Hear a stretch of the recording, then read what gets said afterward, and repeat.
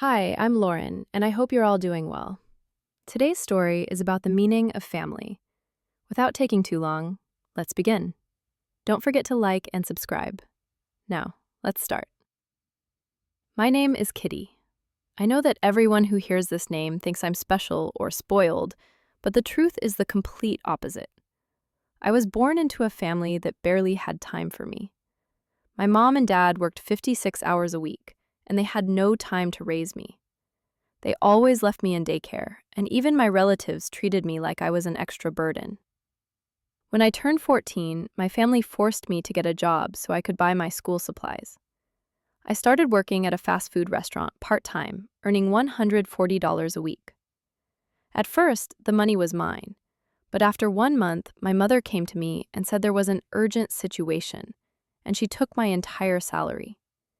I thought it was temporary help, but later it became an obligation every single week. Because I was constantly exhausted from work, I couldn't focus in class, and I eventually got expelled from school.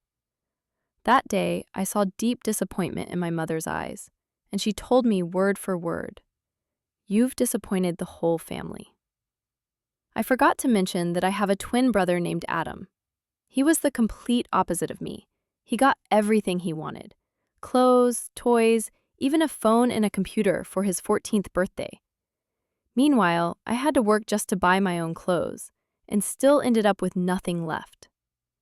When I turned 18, I started working full-time, but my entire salary still went to my family.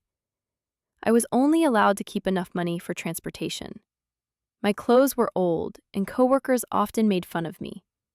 Meanwhile, Adam was gifted a brand new BMW. One day, I came home from work exhausted and sat on the couch to rest.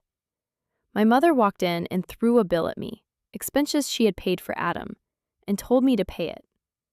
I told her I couldn't afford it, that I'd need a second job just to manage that amount.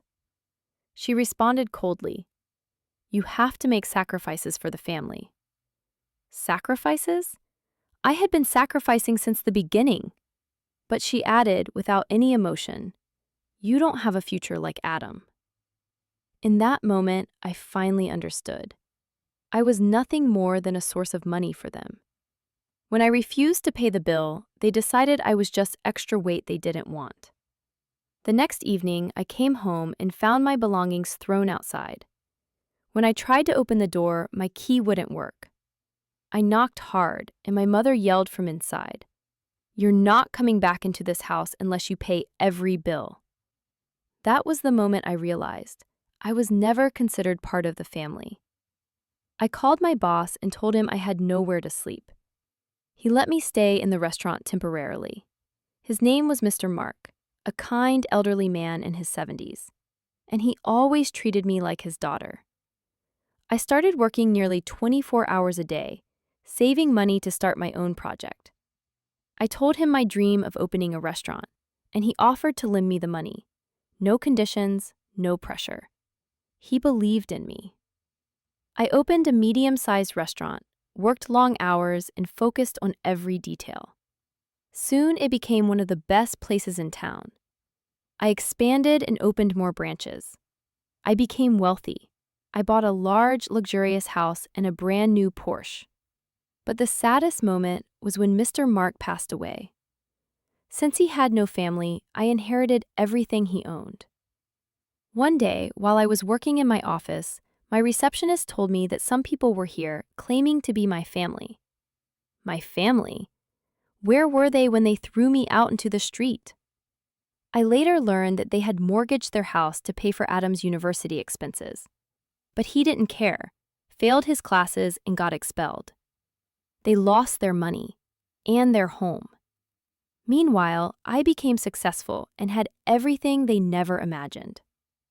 And that's where our story ends. I hope you subscribe so you don't miss any new stories.